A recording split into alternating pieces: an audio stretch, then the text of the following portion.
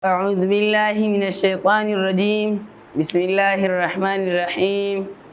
الذين آتيناهم الكتاب يتلونه حق تلاوته أولئك يؤمنون به ومن يكفر به فأولئك هم الخاسرون. صدق الله العظيم. خلق مش كتاب ورکړی هذا كتاب داس تلاوت کوي چې څرنګه د کتاب تلاوت کولو حق ده او کچیر د حق ادا نه کو به دا خلق خسارې مندون کې دي. اوس پورې موږ د مفرد اسم پہچان ویلا، مفرد اسم بلحاظ حالت، بلحاظ وسعت، بلحاظ عدد او بلحاظ جنس ویلا. اوس موږ د اسم استعمال وایو چې کله موږ یو اسم استعمالو نو د اسم استعمالول سره موږ دوه اسمونه استعمالو چې کله دوه یا دوه نه زیاتونه الفاظ سره ملاو شي به دغه مجموعه ته موږ مرکب وایو. مرکب دوه قسمان دي، مرکب تام، مرکب ناقص. مرکب تام هغه مرکب ده چې د شی خبر پوره یعنی خبر مطلب پوره وسی، جیسے کہ مثال ځنکه نیک ده. او مرکب ناقص مرکب ته وایي چې خبر پوره نه وي بلکې د خبر نیمه وي، لکه نیک ځنکه. مرکب داسې عام مرکب یو لفظي چې کله دې سره موږ دوم لفظ ملا کوو نو د دوه طریقې دی دا چې د په منځ عاطفه راره یا نور او حروف عاطفه اکثر هم تور باندې موږ دوه استعمالو واو او دا مرکب مع عاطفه د معرفي او نکره دوه سره کوشش راځي. معرفي مثال لکه کتاب و قلم او د نکره مثال لکه کتاب و قلم او د معرفي مثال لکه کتاب والقلم. دلته سوال دا پیدا کیږي چې دا خو القلم او والقلم حمزه وصلی دی، حمزه دی غرزوله. جواب چې دا حمزه وصلی ده او حمزه وصلی په درمیان کلام کې غرزیږي.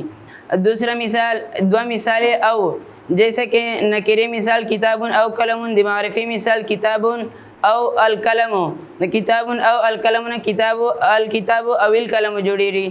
داسې چې د حمزه وصلی درمیان کلام چې غرزیږي او به اجتماع ساکنین وجنه اولین ساکن ته کسره ورکو د به الکتاب او القلم جوړیږي. نو مرکب ناقص پنځه قسمان دي: مرکب جاری، مرکب اضافي، مرکب اشاری، مرکب توصیفي، مرکب عددي. مرکب جاری هغه مرکب چې دی چې بات چې دی خبر جاری. مرکب جاری ول دو اجزا دي، جاری حروف جار او یو مجرور. حروف جاره کل 17 دي لیکن کنشیف چې صرف 11 استعمال شوي دي: باتا، کاف، لام، واو، حلا، من، عدا، فی، عن، علی، حتی، الی.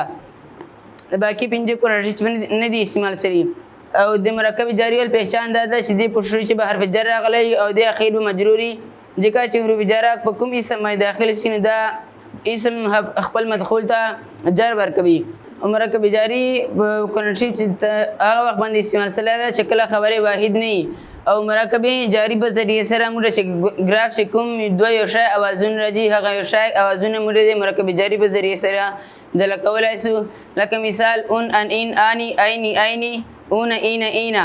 دا دوه اوازونه یو شی راځي، دا دوه سره حالت فعلی او حالت مفعولی او حالت اضافي.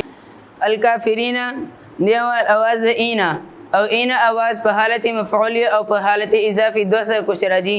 لیکن کچېره مرکب جاری کنشیف چې هغه وخت استعمال شوی ده چې کله یو خبره واحد مشتنی شولی شوی.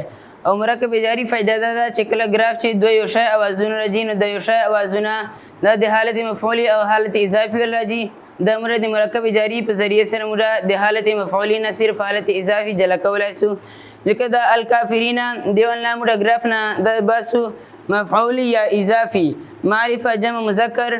لیکن کثیر موږ په د الکافرین باندې حروف جاره او یو حرف داخل کو ودینه مفعول حالت کټ سی، لکه دلته موږ علا پر داخله کړ به صرف اضافي حالت پات اضافي معرفه جمع مذکر. ګراف دا پیدا چې د په ذریعه سره موږ د مرکب حالت مفعولین موږ صرف حالت اضافي جلا کولای شو. اللهم اني اسالك علما نافعا رزقا طيبا وعملا متقبلا. اللهم اني صدق الله.